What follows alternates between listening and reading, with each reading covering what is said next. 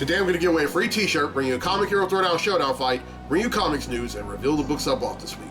How y'all doing? I'm Victor, and you are watching a Comic Hero show. Now kick that intro!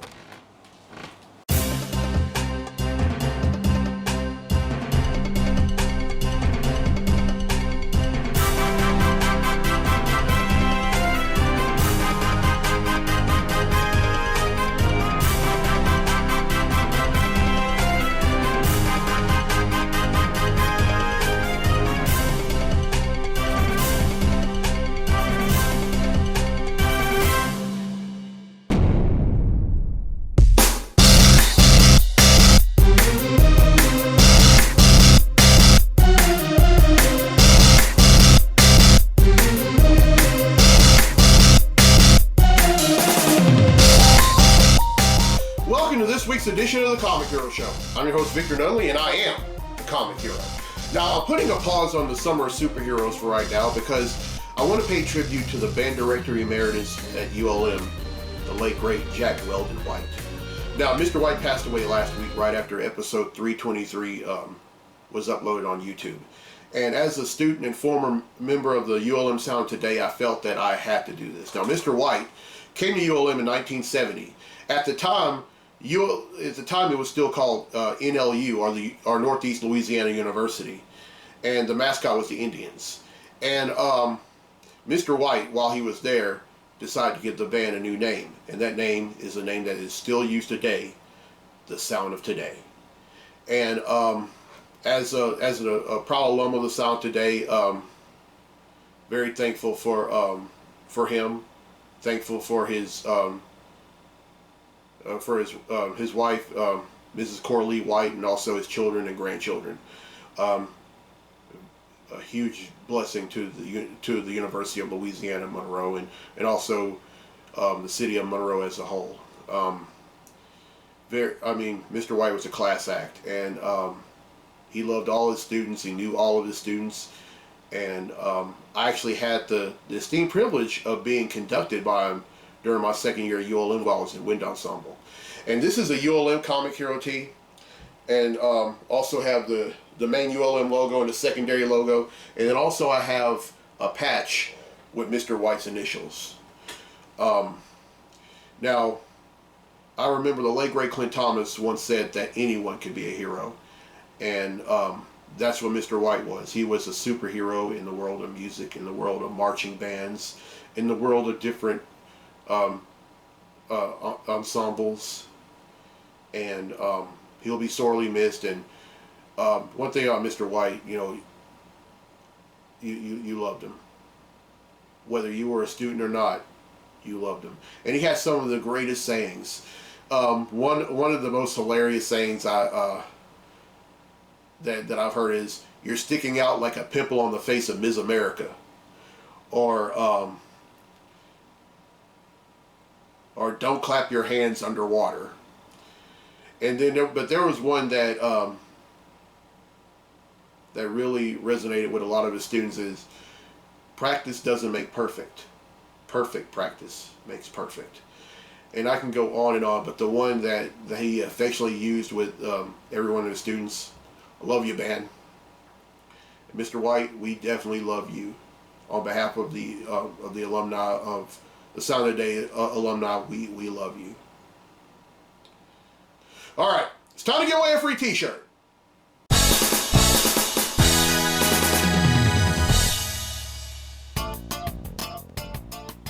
All right, on last week's episode, I asked true or false, Superman co-creator Joe Shuster served in the U.S. Navy during World War II.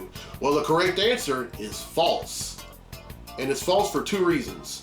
One, he didn't serve in the U.S. Navy, and two, he didn't serve at all.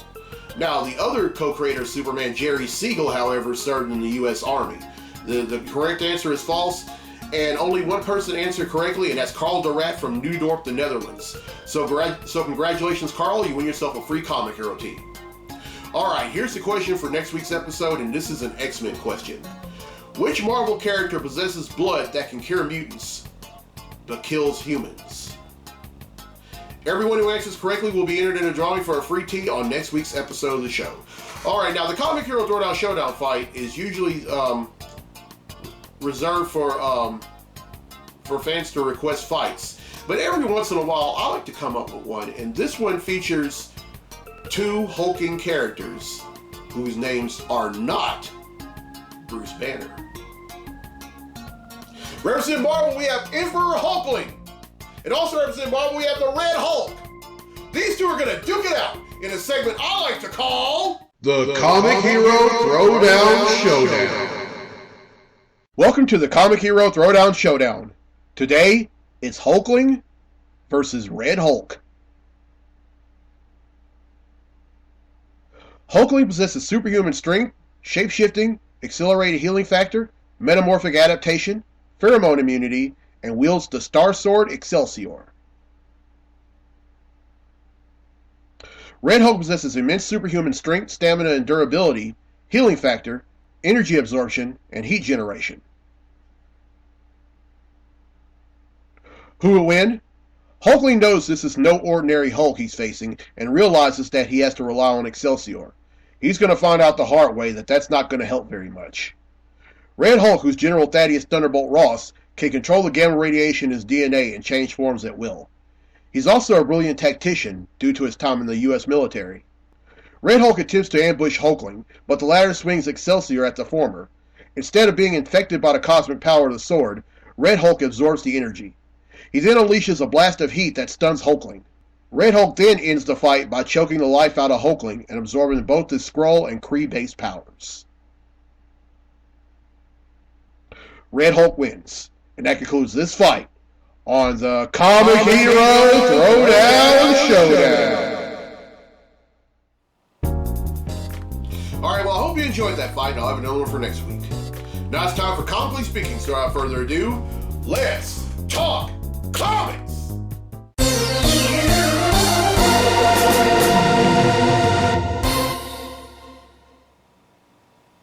Alright, there's only one thing they're going to talk about in this segment of Comically Speaking, and that's DC Fandom.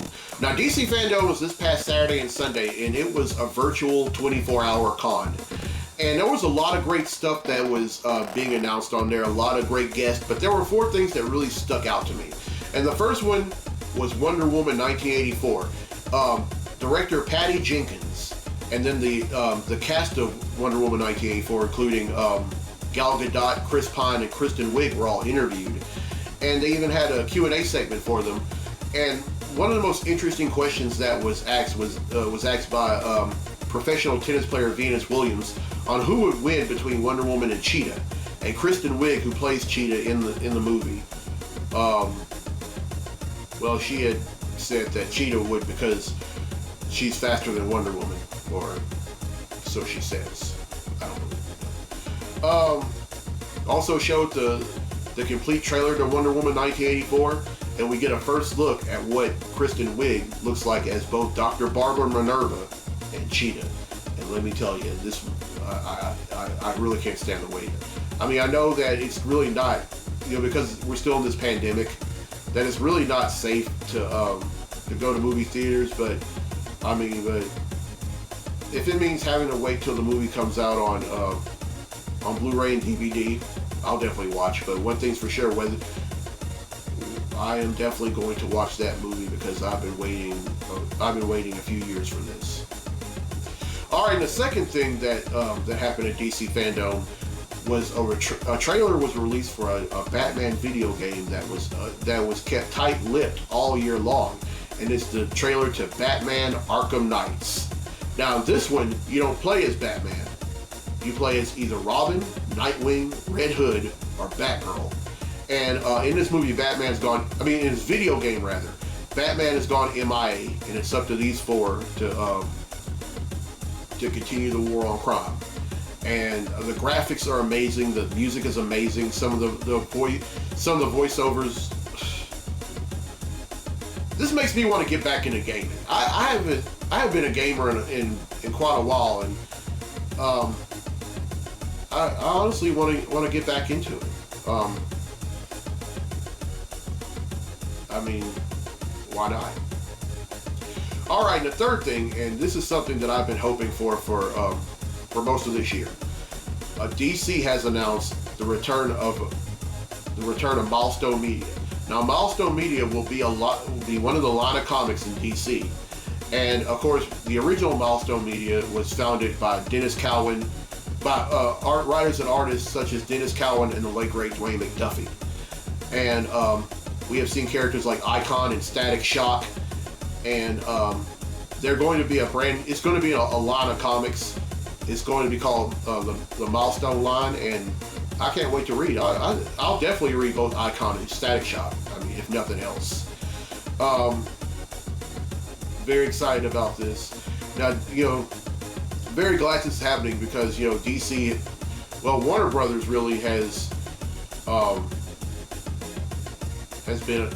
fallen on hard times somewhat in the past few weeks. They've had to make layoffs, and then DC has also had to make layoffs and cancellations of certain books and titles. But to see this, that just lets you know that there's a great light, a big light at the end of the tunnel, and can't wait. All right, and then the last thing, John Ridley has announced that he is writing a Batman story featuring a person of color under the cowl. Now, before anyone gets butthurt about this, let me explain. This is not a retelling of Batman, not by any stretch of the imagination.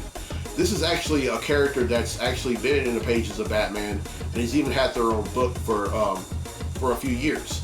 And I'm talking about Luke Fox, the son of Lucius Fox, and of course he's currently taken the mantle of Batwing and has since 2011.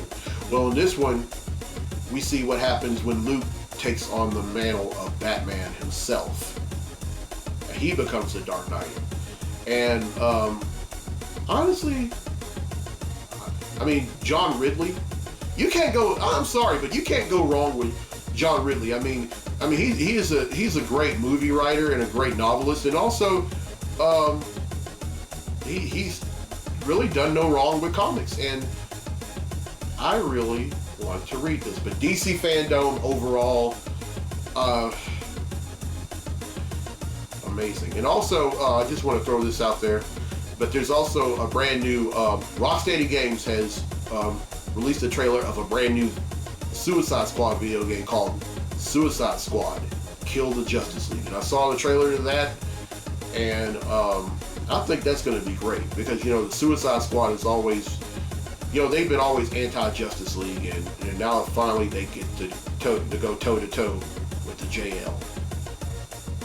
Alright, that's it for Comically Speaking. Now let's get to the comics I bought this week.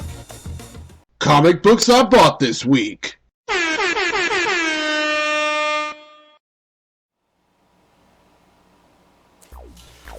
Alright, first up is Aquaman number 62.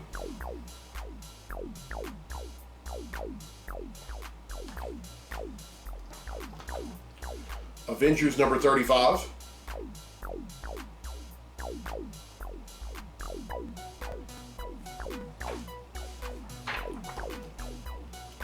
Batman number 97.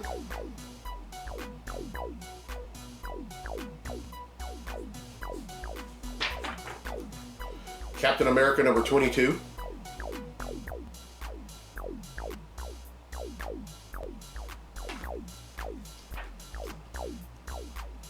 Captain Marvel number 20.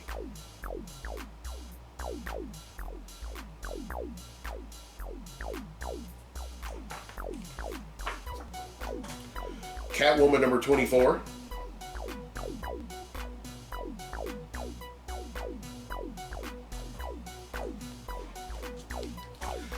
Dark Knight's Death Metal Guidebook.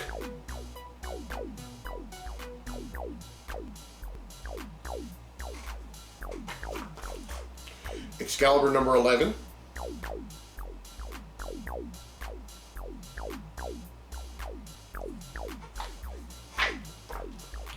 Justice League number 51.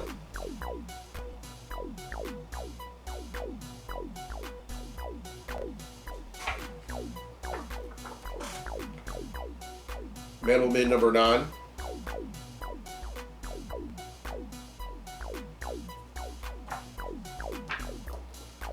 Teen Titans number 44.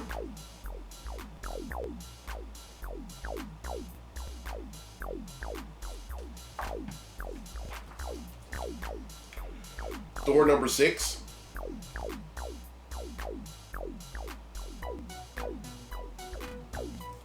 And finally, the last issue, Valkyrie number 10.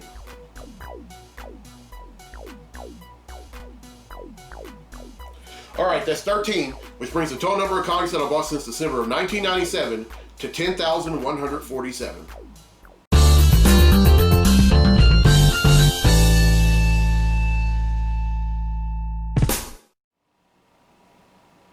Alright, well, I hope you enjoyed this week's episode. Here's a question again for a free tee for next week's episode of the show.